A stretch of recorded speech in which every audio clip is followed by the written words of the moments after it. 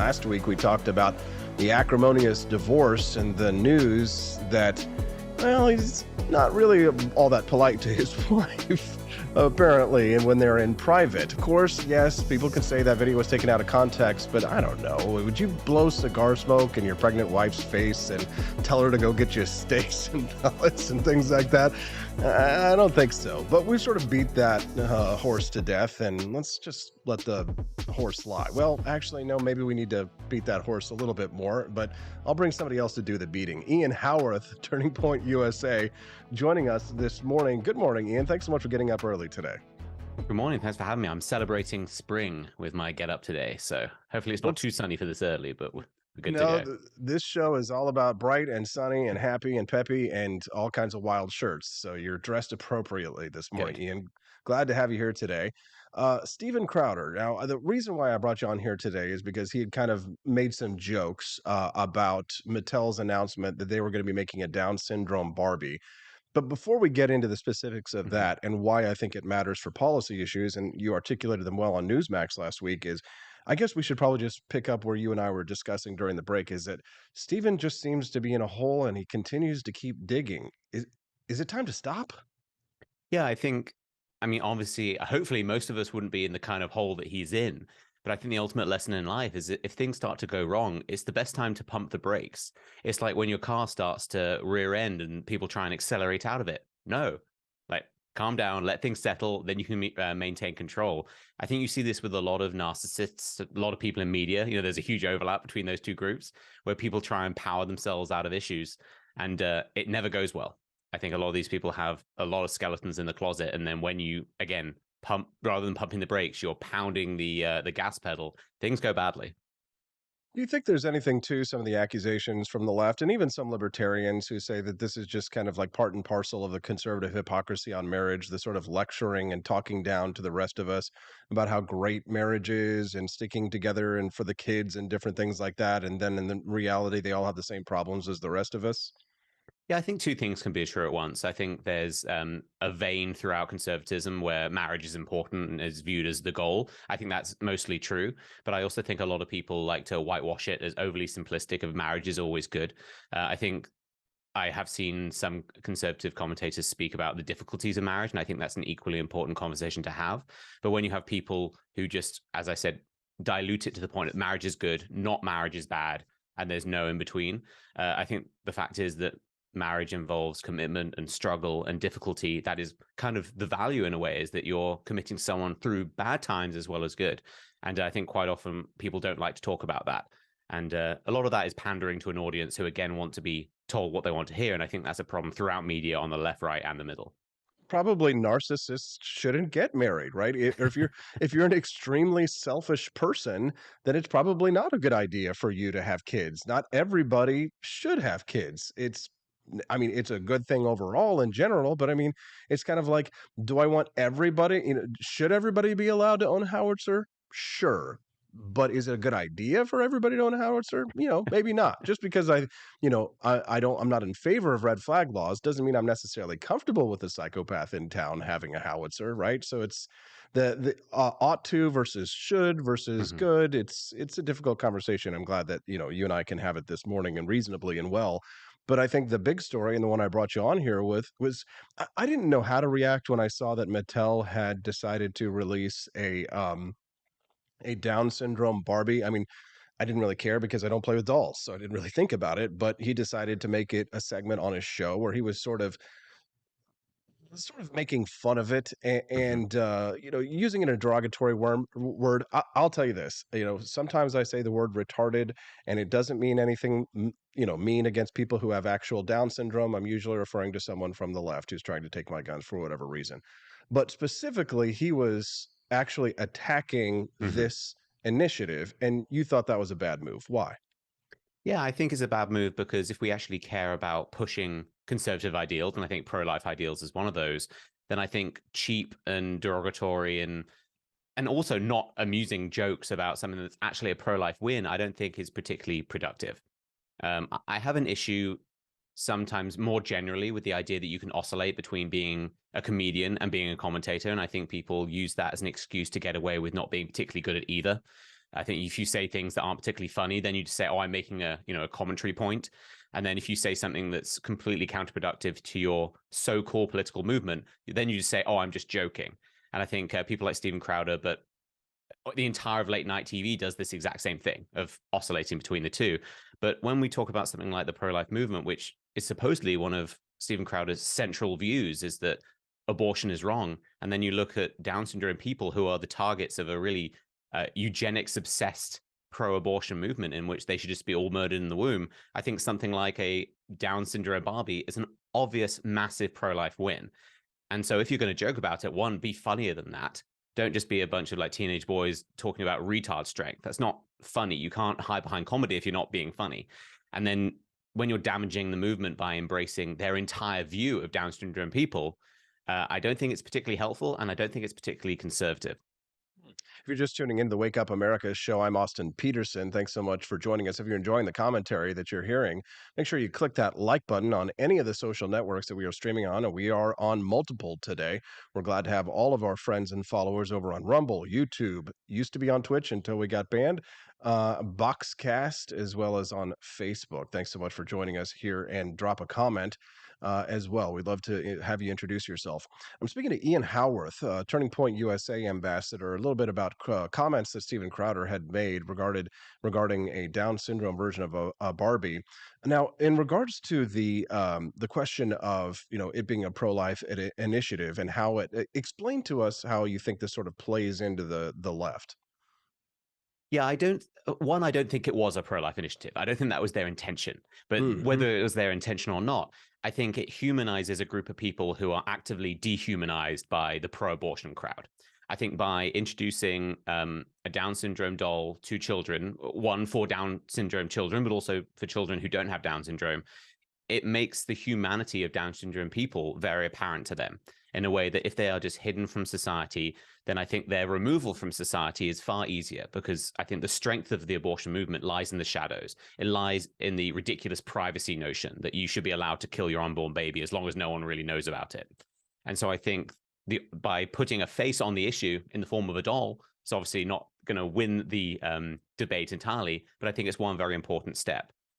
My issue as well is that a lot of conservatives have this almost reflex reaction to anything is, oh, it's all about diversity and inclusion initiatives.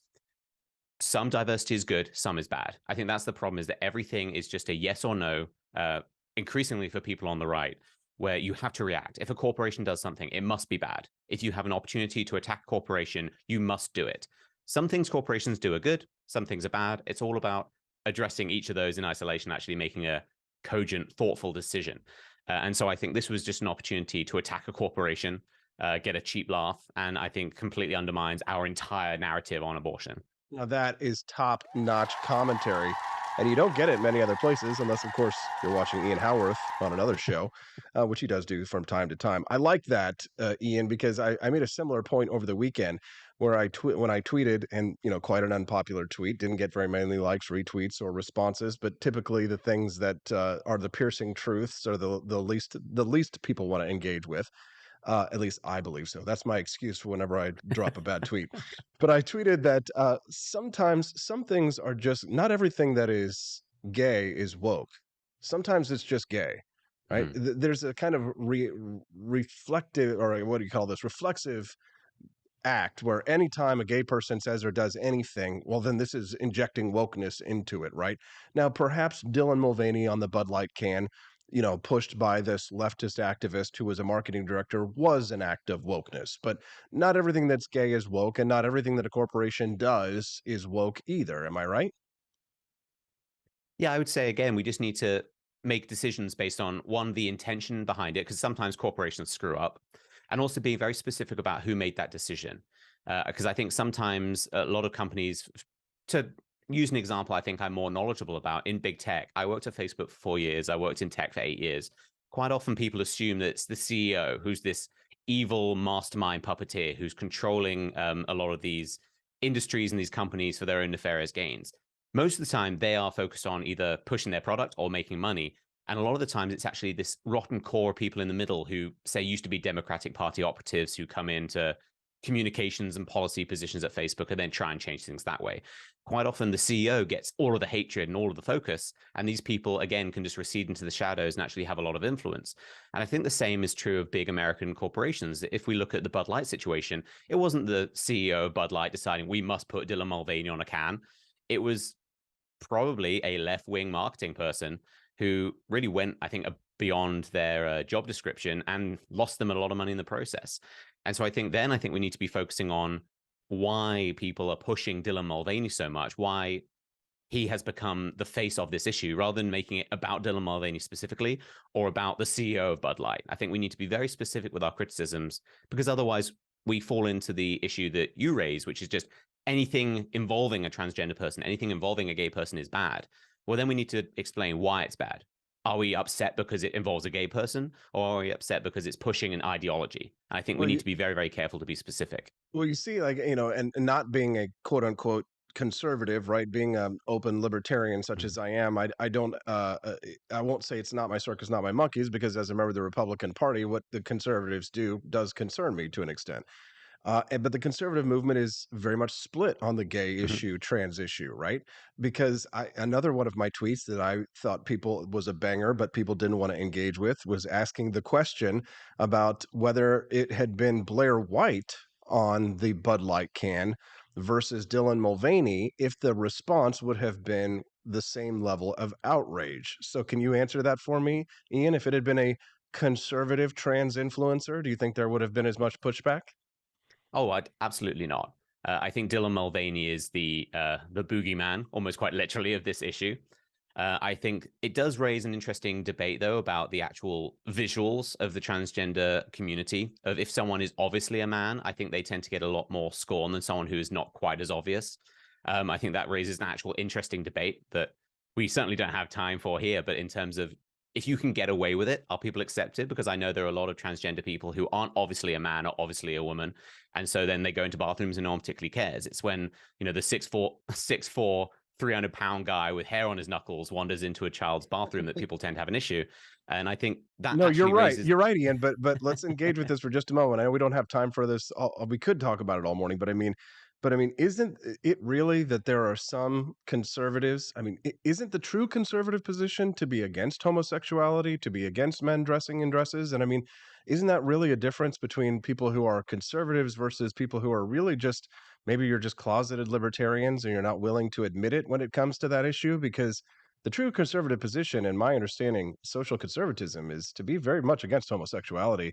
I mean, it wouldn't matter who was on the Bud Light can, if it was a conservative transgender or a right, conservatives should reject the idea that a transgender person could be conservative to an extent. Am I barking up the wrong tree here, Ian?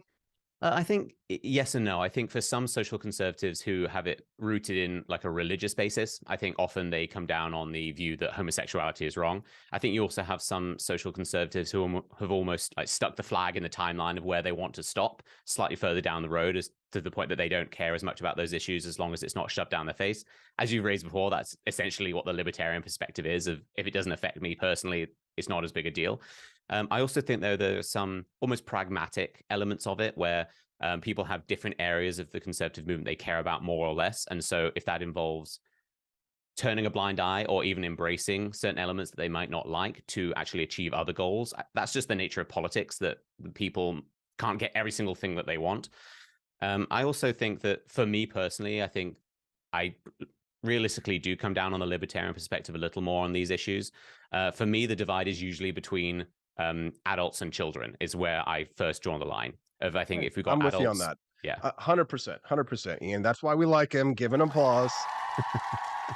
He said that with like a little bit lower decibel level than his usual strident tone. But if you're enjoying that commentary and you like what Ian's saying, make sure you smash that like button. We appreciate it very much. One last thing before I let you go here. One last topic, Ian. We've punched right enough this morning. Let's look to the left. Pokemon tournament. A young man who was playing in a Pokemon tournament got kicked out because he giggled when somebody asked him what his pronouns were. Did you read this story? I did, yes. What are your thoughts? I think it's the ultimate proof of what I've written before, is that the transgender ideology has become a new religion for the left. It's like giggling in church, the kind of reaction you would get. And I think it's it's the ultimate extension of when you bully people into submission, when you shame people into submission, you get this kind of thing where if someone has even the most mild response that's in their eyes slightly inappropriate, you must be cast out. You must punish people in a Pokemon tournament of all things. It wasn't like this was a political debate or a professional environment. This was a game of people fighting each other with imaginary characters. Like, this is not the most serious environment of all time. But I think it's the ultimate extension of just squeezing people out who don't adhere to even the most minor elements of your ideology. And for a lot of people who aren't engaged in a political fight like we are, a lot of people who are at least more active politically, most people will just give in and just do what they're told because they don't want to fight every day. Most people want the path of least resistance. And unfortunately, the path of least resistance is increasingly doing exactly what they want.